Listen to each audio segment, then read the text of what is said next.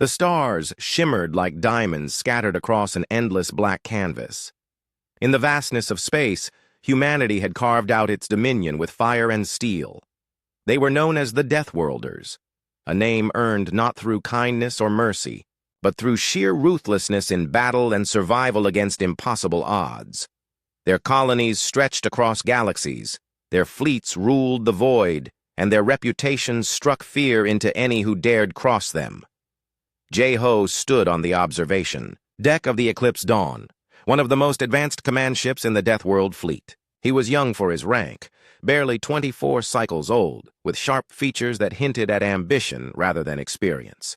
His uniform fit snugly, its silver trim gleaming under the dim lights of the ship.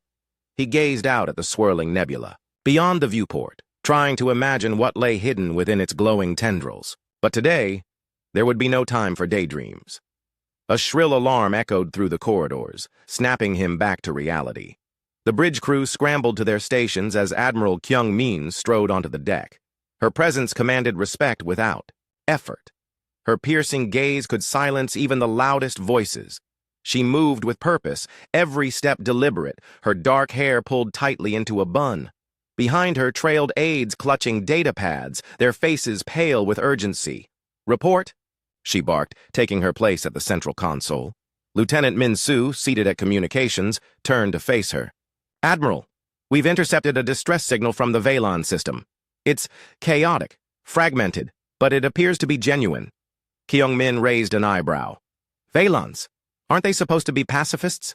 "Yes, ma'am," Min-Soo replied. "They're a non-aggressive species. From what we can gather, they're pleading for help against some kind of invasion." J-Ho listened intently, his heart pounding. This was his first real mission since joining the fleet, and already, things felt larger than life. He glanced at the main screen, which now displayed static-filled footage of a devastated planet.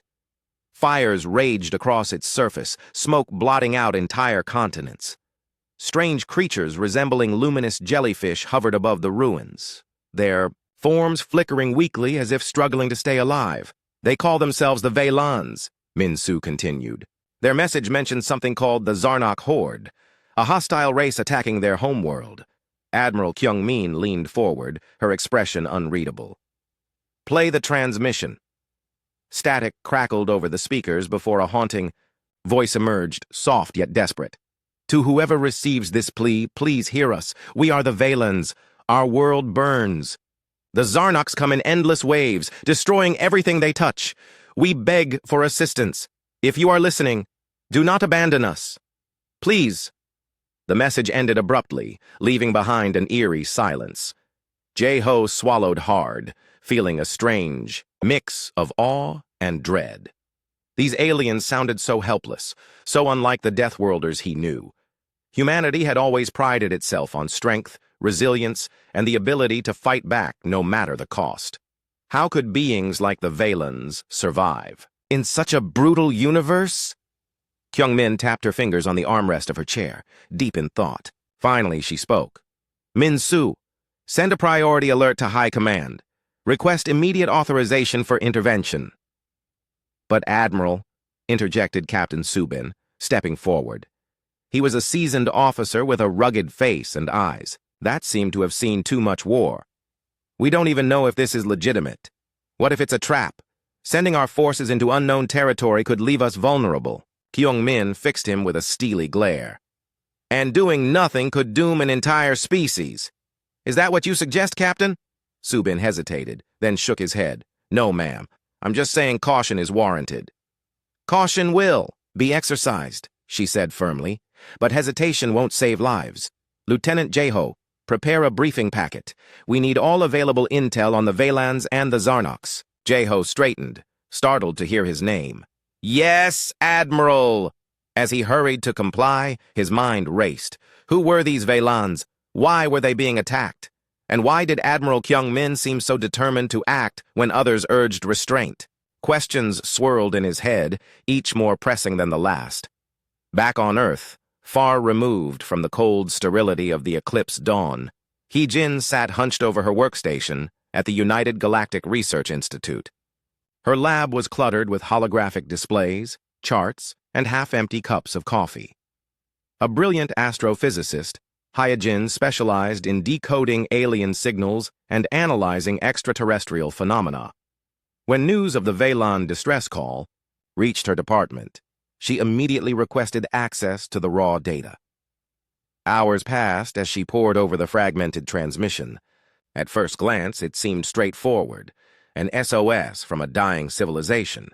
But buried beneath the noise, Hyojin discovered something extraordinary: encrypted coordinates pointing to specific locations on the Velan homeworld. Intrigued, she ran simulations and cross-referenced the data with known resource maps. Her eyes widened as the results came in. The areas marked by the coordinates contained deposits of xynorite, a rare mineral crucial for stabilizing wormholes. Without it, interstellar travel networks could collapse, cutting off entire sectors of the galaxy from communication and trade, if the Zarnox secured those resources. Hyojin's hands trembled as she drafted her report. She sent it directly to Admiral Kyung-min, knowing full well the implications. If the Deathworlders didn't intervene, the consequences could ripple across human-controlled territories for decades to come. Meanwhile, aboard the Eclipse Dawn, tensions mounted. The crew buzzed with speculation about the upcoming mission. Some argued that helping the Velans was the right thing to do, while others believed humanity shouldn't waste resources on outsiders. Jae-ho found himself caught between these opposing views, unsure where he stood. One evening, as he reviewed tactical plans in the mess hall, he spotted Admiral Kyung-min sitting alone at a corner table. Against his better judgment, he approached her. "Admiral?" he said tentatively. "May I join you?" She looked up, surprised but not unkind. "Lieutenant Jae-ho, by all means." He sat down, fidgeting with his tray. "I wanted to ask, why are you so set on helping the Velans? Isn't it risky?" Kyung-min sighed, setting aside her meal. "Risk is part of our job, but this isn't just about risk, it's about responsibility. Humanity has power, yes, but power means nothing without purpose. If we turn away now, what does that say about us?" Jae-ho nodded slowly, absorbing her words. For the first time, he saw a glimpse of the weight she carried as a leader. It wasn't just about winning battles, it was about deciding which battles mattered. Unbeknownst to them, the decision to act, or not, would soon shape the fate of countless lives. As the Eclipse Dawn prepared to jump to the Velan system, the galaxy held its breath, waiting to see whether the Deathworlders truly lived up to their fearsome reputation, or if compassion still lingered somewhere beneath their hardened exteriors. The Eclipse Dawn emerged from the jump point with a flash of light, its sleek hull glinting against the backdrop of stars. Behind it stretched a formidable fleet, dozens of warships bristling with weapons, their engines humming with barely contained power. The sight was both awe-inspiring and terrifying, a testament to humanity's dominance in the galaxy. Admiral Kyung-min stood on the bridge, her arms crossed as she surveyed the scene before her. The Velan system lay ahead, its once peaceful, skies now choked with smoke and fire. Jae-ho stood nearby, gripping the railing tightly. His knuckles turned white as he gazed at the devastation unfolding on the main screen. The Velan homeworld, which should have been a shimmering jewel in space, was now marred by craters and burning cities. Swarms of alien ships darted across the atmosphere, raining destruction upon the planet below. The attackers were unmistakable. The Zarnock horde, monstrous beings encased in jagged armor, their vessels resembling twisted spires designed for maximum intimidation. "Admiral," Lieutenant Min-soo called out, breaking the tense silence. "We're receiving a transmission from the Velans." Kyung-min nodded sharply. "Put it on screen." The image flickered to life, revealing one of the Velans. Unlike humans, they had no solid form. Instead, their bodies resembled glowing, translucent jellyfish suspended in hovering pods. Their voices didn't come from mouths, but seemed to resonate directly in the minds of those listening. A soft, melodic hum, tinged with desperation. "Humans? You have come," the Velan said, its voice trembling. "We feared you would not answer our plea." Admiral Kyung-min narrowed her eyes. "State your situation clearly. What are the Zarnox doing here?" The Velan hesitated, as if gathering strength to speak.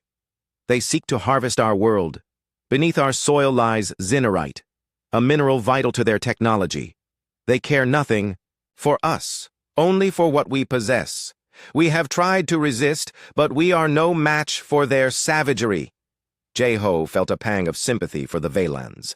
They looked fragile, almost ethereal, completely unprepared for the brutality of the Zarnoks. He glanced at Kyungmin, wondering how she would respond. Would she order an immediate strike, or would she demand more information first? "We'll deal with the Zarnoks," Kyungmin said finally, her tone firm. "But understand this. Humanity does not act out of charity. If we help you, we expect cooperation in return." The Veylan bowed slightly, its pod bobbing in acknowledgement. "We are grateful, Deathworlders. Whatever you ask, we will provide." As the transmission ended, Captain Subin stepped forward, his expression grim. "Admiral, with respect, we don't know enough about the Zarnok's numbers or capabilities. Charging in blindly could be disastrous." Kyungmin turned to him, her gaze sharp. "Then we gather intelligence, launch reconnaissance drones, and prepare fighter squadrons for patrol duty. I want a full assessment within the hour." Jeho watched as orders were relayed throughout the fleet. Ships broke formation, deploying sleek drones that zipped toward the battle zone. Meanwhile, squadrons of fighters launched from hangar bays, their pilots eager to test their skills against the Zarnoks. Among them was Captain Subin himself, leading a team into the fray. From the safety of the Eclipse Dawn, Jeho monitored the feeds streaming back from the recon missions. The footage was harrowing. Zarnok ships moved with eerie precision, their formations impenetrable. Worse still, their weapons unleashed devastating blasts of energy that tore through Veylan defenses like paper. It was clear the invaders had superior firepower, and worse, they showed no mercy. Subin's squadron encountered heavy resistance almost immediately. His voice crackled over the comms as he reported back. "Admiral, these things are relentless. Every time we take one down, two more appear. And their shields, they're unlike anything we've seen." Kyungmin frowned. "Fall back if necessary, Captain. We can't afford to lose valuable assets right now." "Acknowledged," Subin replied, though there was a hint of frustration in his voice. Reluctantly, he ordered his squadron to retreat, leaving behind a trail of destroyed Zarnok fighters, but also countless unanswered questions. Back aboard the flagship, Hyejin arrived just as the first wave of data began pouring in. She had been summoned urgently after her earlier report about the importance of Zinerite reached high command. Her presence brought a sense of calm to the chaos, her analytical mind cutting through the noise. "Lieutenant Jeho," she said, nodding briefly as she took her place at a console. "Let's see what we're dealing with." Together they sifted through the intel gathered by the drones and fighters. Hyejin quickly identified patterns in the Zarnok's movements, noting how they concentrated their forces around specific regions of the planet. These areas matched the coordinates she'd decrypted earlier, the locations rich in Zinerite. "They're mining already," she muttered, pointing at a cluster of activity near the equator. "See those massive drills? They're extracting resources at an alarming rate. If they finish, they'll destabilize the entire sector." Jeho leaned closer, studying the images. "Can we stop them?" Hyejin hesitated, then nodded. "Yes, but it won't be easy. Those drills are heavily guarded. Taking them out will require precision, and probably significant losses." Her words hung heavily in the air. Jeho knew what she meant. Precision meant sending troops into dangerous situations, putting lives on the line for the greater good. It was a concept drilled into every Deathworlder from the moment they enlisted, but that didn't make it any easier to accept. Admiral Kyungmin joined them, having overheard the conversation. "Losses are inevitable," she said bluntly, "but if we fail, the cost will be far greater. Lieutenant Jeho, draft a plan of attack. Focus on disabling those drills without compromising the fleet's integrity. Hyejin, keep analyzing the data. Find weaknesses we can exploit." "Yes, Admiral," they replied in unison. As Jeho worked on the strategy, he couldn't shake the feeling of unease gnawing at him. This wasn't just another mission. It was a gamble, one that could either cement humanity's reputation as saviors or expose them as reckless warmongers.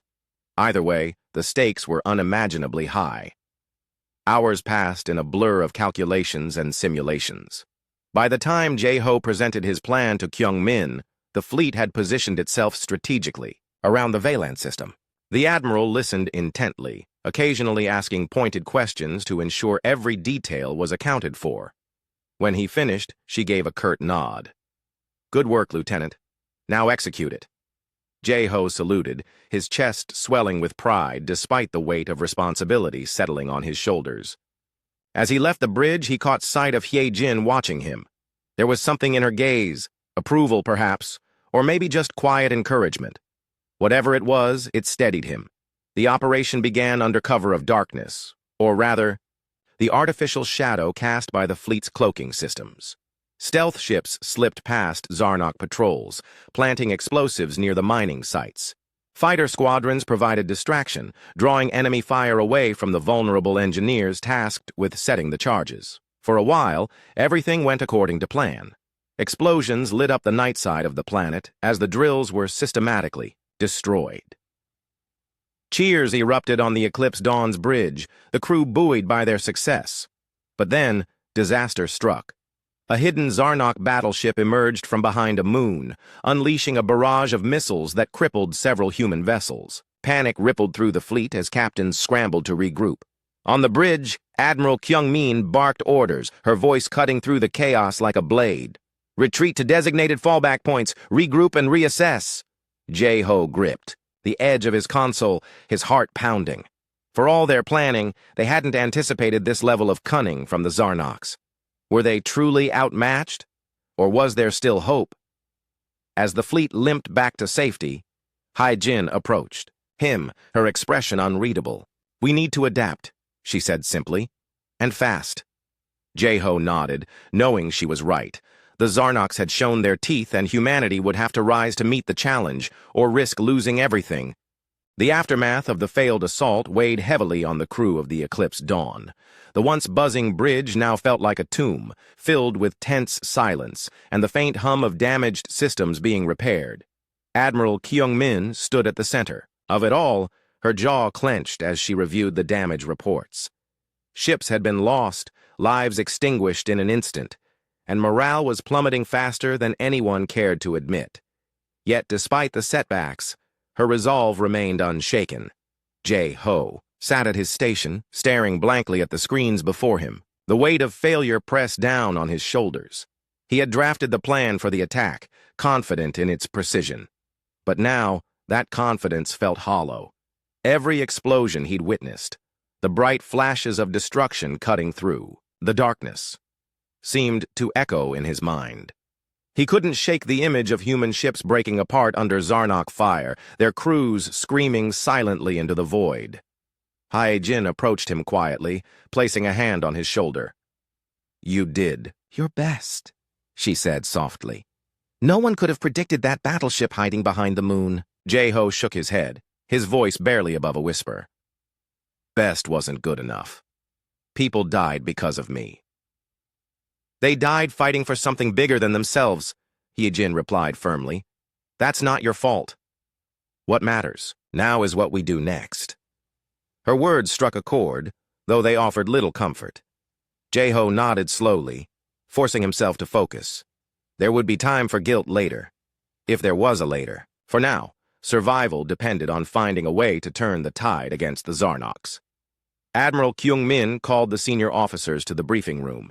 The air was thick with tension as everyone took their seats.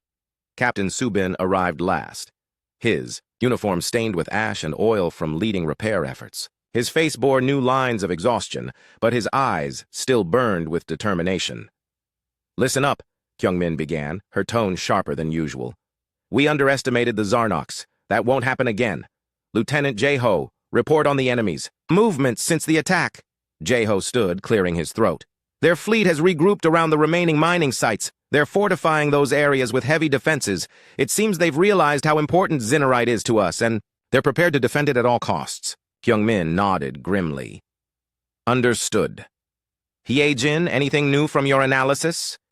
Hye-jin stepped forward, holding up a holographic projection of the Zarnok mothership. "This is their command vessel. It's massive, heavily armed, and likely coordinating all their operations. If we can disable it, we might cripple their entire force. Subin frowned. Easier said than done. That thing is surrounded by escorts and shielded beyond anything we've seen. We don't need to destroy it outright, Hyojin countered. Just disrupt its systems long enough to throw them into disarray. I believe I've found a vulnerability, a weak point in their shielding grid near the rear engines. Kyung-min studied the projection carefully. If we strike there, we'll need precision and speed. Any suggestions? Jae-ho hesitated, then spoke up. A small strike team could infiltrate the mothership while the fleet creates a diversion. Once inside, they could sabotage critical systems directly. The room fell silent as everyone considered the proposal. It was risky, suicidal even. But desperate times called for desperate measures. I'll lead the strike team, Subin volunteered without hesitation. I know my people. We can get the job done.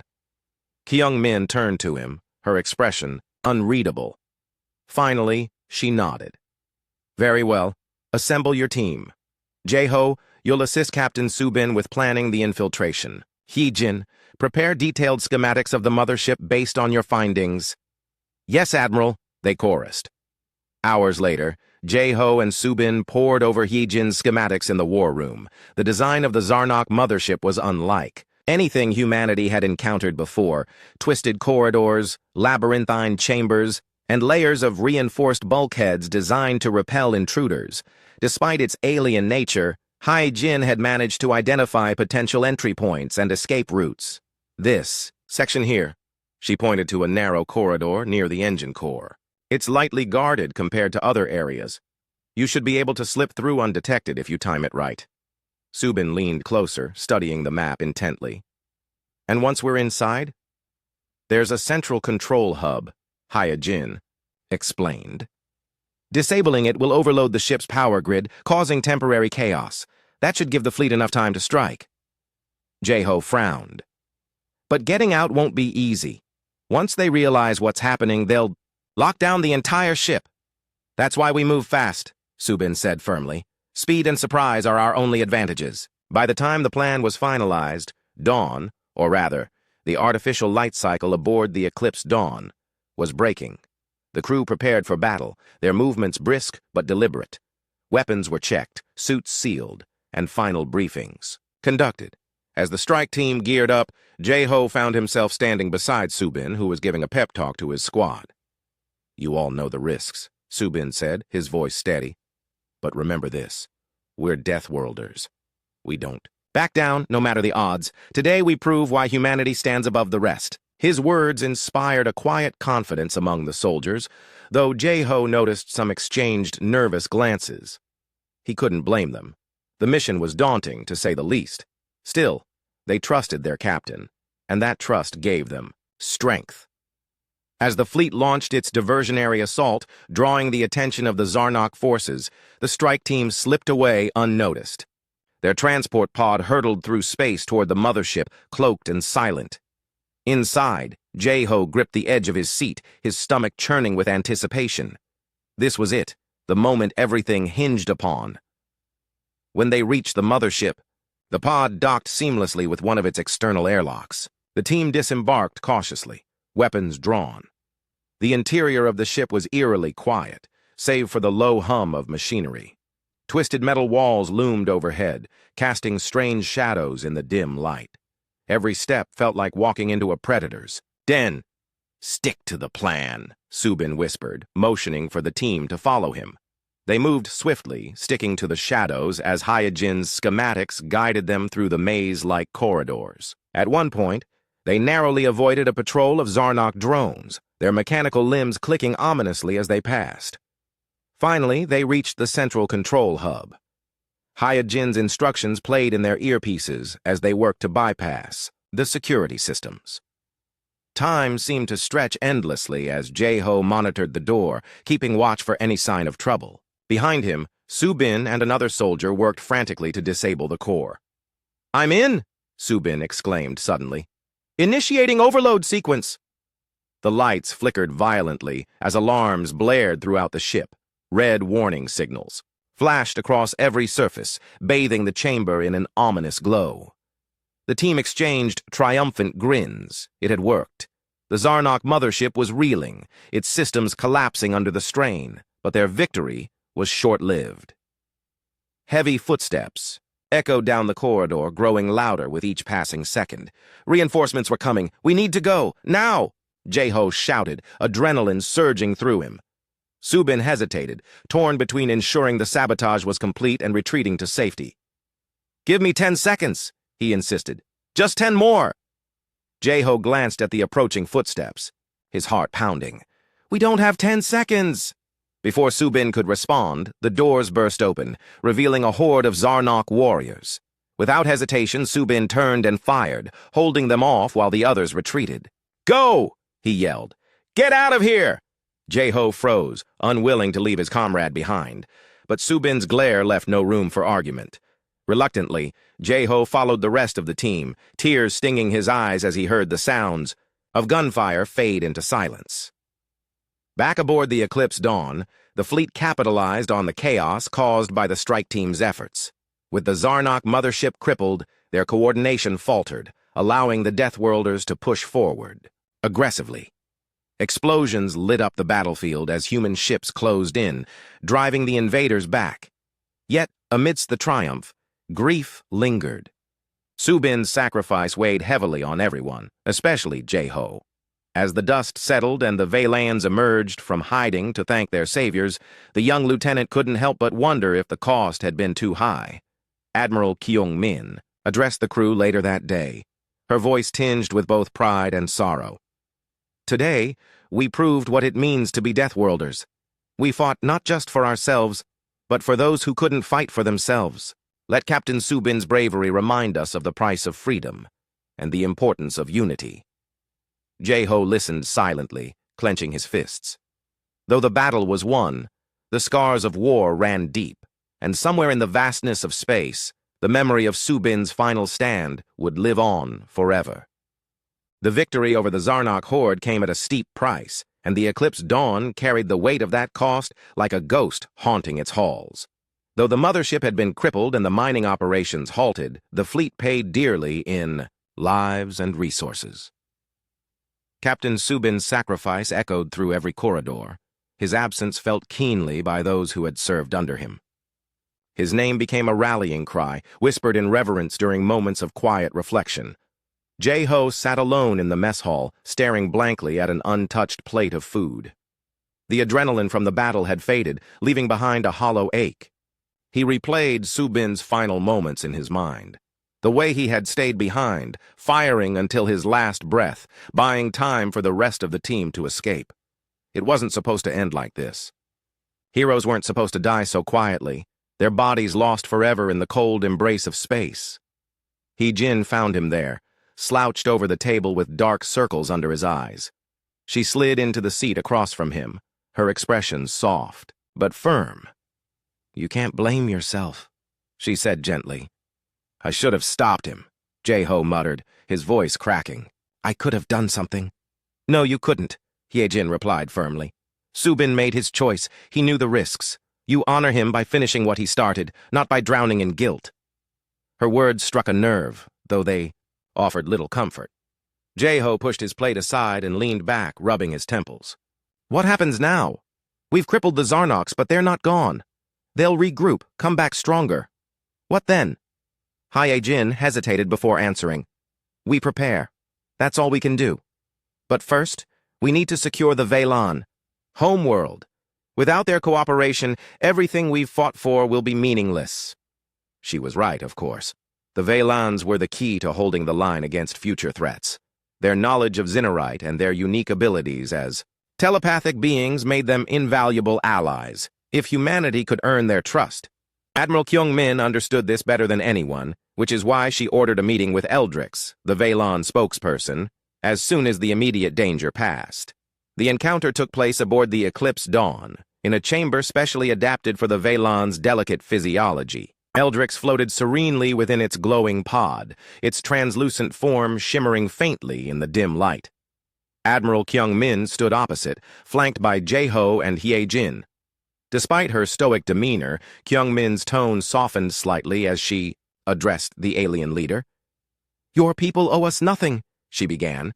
But if we are to protect your world and ours, we must work together.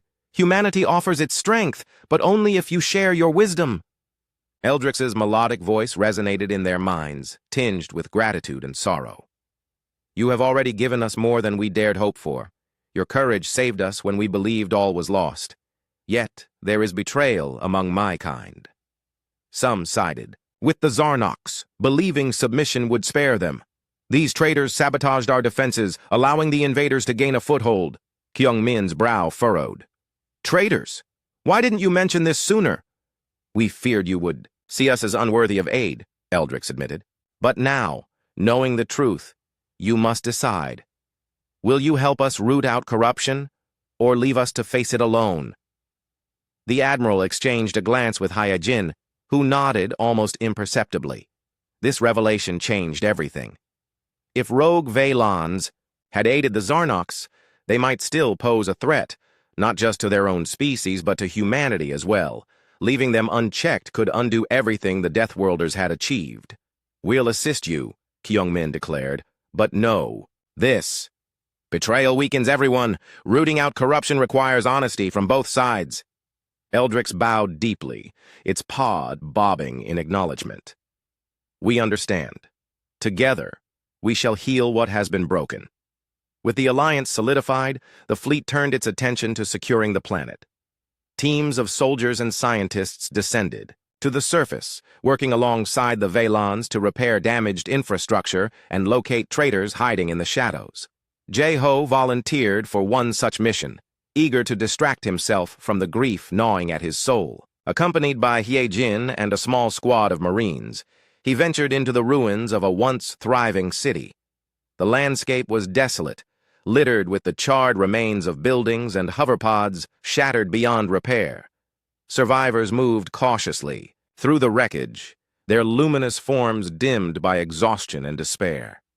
As Jae-ho navigated the rubble, he couldn't help but feel a pang of sadness. These creatures, so different from humans, had endured horrors no one should ever face. Their objective lay deep within the city, a hidden facility where the traitorous Veilons had coordinated with the Zarnoks.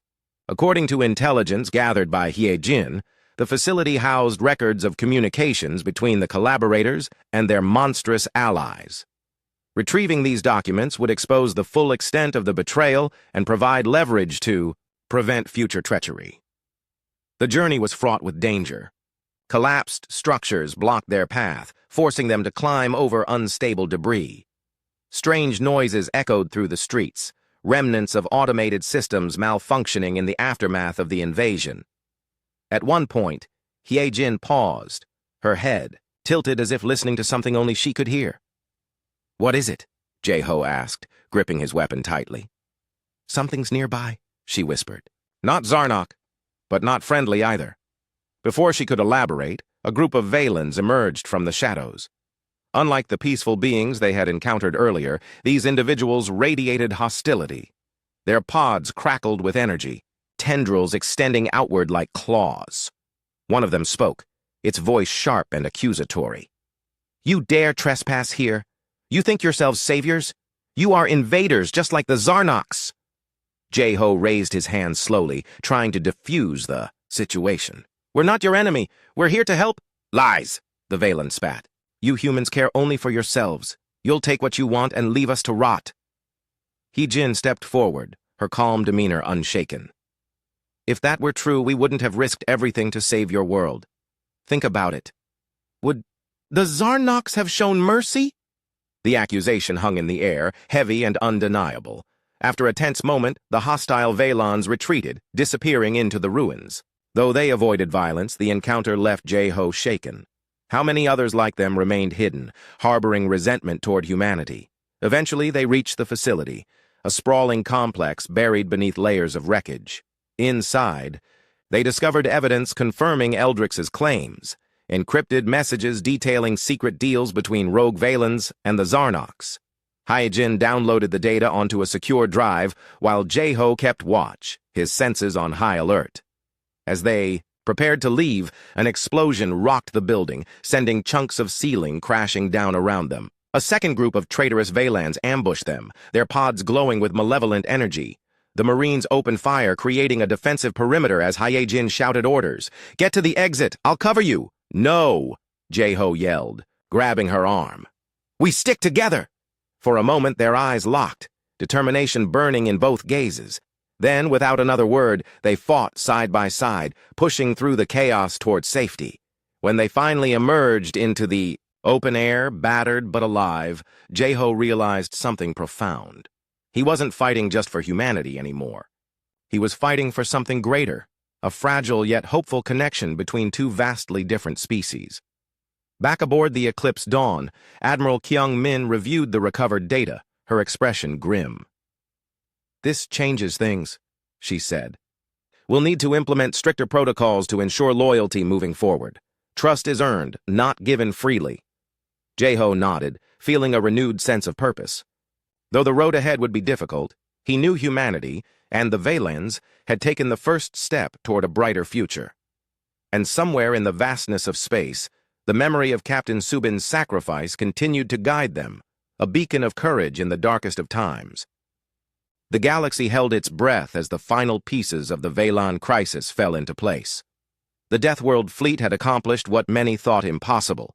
They had driven back the Zarnok horde, exposed traitorous elements among the Vaylans, and secured a fragile alliance with the surviving peaceful factions. Yet, Admiral Kyung-min knew that true victory wasn't measured in battles won or enemies defeated. It was measured in the lives saved and the futures forged. On board the Eclipse Dawn, the atmosphere was a mix of exhaustion and cautious optimism. Crew members moved through their duties with weary determination, their faces lined with fatigue, but also pride. Jae-ho stood on the observation deck once more, gazing at the slowly healing planet below. Swaths of green were beginning to reappear. Amidst the scorched earth, a testament to the resilience of life. It gave him hope. Even after so much destruction, renewal was possible.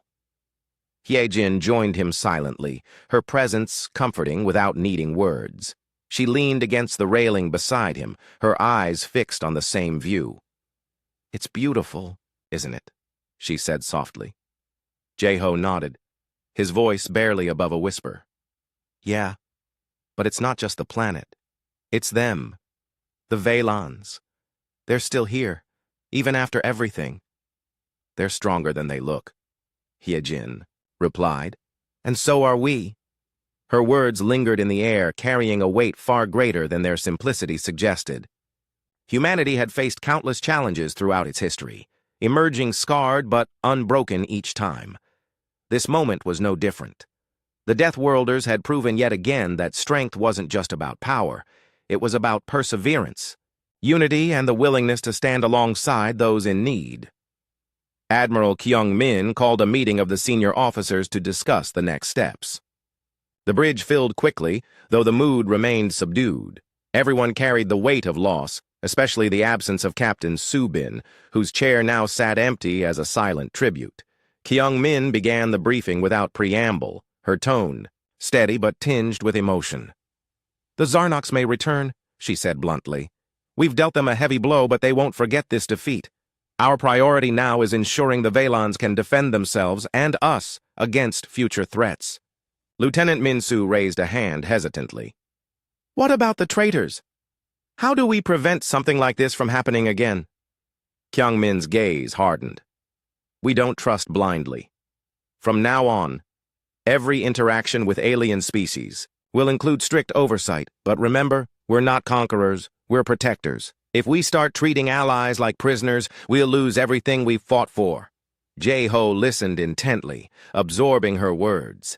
He realized that leadership wasn't just about making decisions. It was about inspiring others to believe in a shared vision. For the first time, he felt truly connected to the ideals of humanity, not just as conquerors of the stars, but as guardians of peace. As part of the post-conflict efforts, teams of engineers and scientists worked tirelessly to rebuild the Veylan infrastructure. Hoverpods damaged during the invasion were repaired, communication networks restored, and shelters constructed for displaced populations. The Valens, though weakened, showed remarkable gratitude. Eldrix often visited the Eclipse Dawn, offering updates and expressing thanks on behalf of his people. One evening, Jeho found himself sitting across from Eldrix in the ship's diplomatic chamber. The Valon floated gently within his pod, his luminous form casting soft light across the room. Jeho had always been fascinated by their telepathic abilities, which allowed them to convey emotions as clearly as spoken words. "You carry sadness in your heart," Eldrix said suddenly, his melodic voice resonating in Jeho's mind. "Why?" Caught off guard, Jeho hesitated before answering. "I lost someone important to me, someone who believed in protecting others no matter the cost." Eldrix tilted his pod slightly, a gesture that seemed almost human. "Grief binds us together, whether human or Valen. But mourning alone does. Not honor the fallen. You must continue their work. That is how you keep their spirit alive." Jeho felt a lump rise in his throat. Eldrix's words struck a chord deep within him. He hadn't fully understood until now that honoring Subin's memory meant more than simply remembering his sacrifice. It meant embodying the courage and selflessness that defined him. Meanwhile, Hyejin prepared to leave the Eclipse Dawn and return to Earth. Her expertise was needed at the United Galactic Research Institute to analyze the data recovered from the traitorous Valon's facility. Before departing, she sought out Jeho one last time. "I wanted to thank you," she said, smiling warmly. "You've grown a lot since we first met. I'm proud of you." Jeho blinked, surprised by the compliment. "I couldn't have done any of this without you or Subin." "And that's exactly my point," Hyejin replied. "Strength comes from working together. Never forget that." With those parting words, she boarded a shuttle bound for home, leaving Jeho to reflect on her advice. As the shuttle disappeared into the stars, he felt a renewed sense of purpose. Humanity's journey was far from over, but he knew he would face whatever came next with unwavering resolve. Back on Earth, Hyejin poured her experiences into writing a memoir titled Echoes of Courage. The book detailed the events of the Valen conflict, from the initial distress call to the sacrifices made along the way. She wrote not just to document history, but to inspire future generations. Her descriptions of Subin's bravery and Jeho's growth became rallying cries for young recruits eager to join the ranks of the Deathworlders. The memoir sparked debates across human-controlled territories. Some praised the actions taken during the crisis, arguing that compassion and strength could coexist. Others questioned whether intervening in alien affairs was worth the cost. Regardless of opinion, one thing was certain. The story of the Valons and the Deathworlders had become legend, a reminder of humanity's capacity for both destruction and redemption. Months passed, and the Valon homeworld continued to recover. With guidance from human advisors, the Valens implemented new systems to prevent internal corruption. Their relationship with humanity evolved into a true partnership, built on mutual respect and cooperation. Together, they developed technologies, using Xenorite that stabilized wormhole networks, ensuring safer travel between galaxies. Admiral Kyung-min retired shortly afterward, passing command of the fleet to a new generation of leaders. Her legacy lived on in the principles she instilled: responsibility, adaptability, and the belief that power should be wielded wisely. Under her successor, the Deathworlders expanded their reach, forging alliances with other species and establishing a network of interstellar cooperation. For Jeho, life aboard the Eclipse Dawn became routine once more. But it was a routine infused with meaning. He rose through the ranks, earning promotions based on merit rather than ambition. His leadership style reflected the lessons he'd learned: empathy, teamwork, and an unshakable commitment to doing what was right, even when it was hard. In quiet moments, he often thought of Subin and Hyejin, wondering what they might say if they could see him now. Though they were gone, their influence remained etched into his soul. Every decision he made, every challenge he faced, bore traces of their wisdom and courage. Years later, as Jeho stood on the bridge of his own command ship, he looked out at the endless expanse of space. The stars shimmered brightly, their light undimmed by the darkness surrounding them. In that moment, he understood what it truly meant to be a Deathworlder. It wasn't about domination or fear. It was about standing firm in the face of adversity, extending a hand to those in need, and never losing sight of the values that made humanity great. And so, the legend of the Deathworlders grew, not as conquerors of the cosmos, but as protectors of hope. Their name echoed across the galaxy, a symbol of strength tempered by compassion. Wherever danger loomed or pleas for help arose, the Deathworlders answered, not because they sought glory, but because they believed in a better future for all.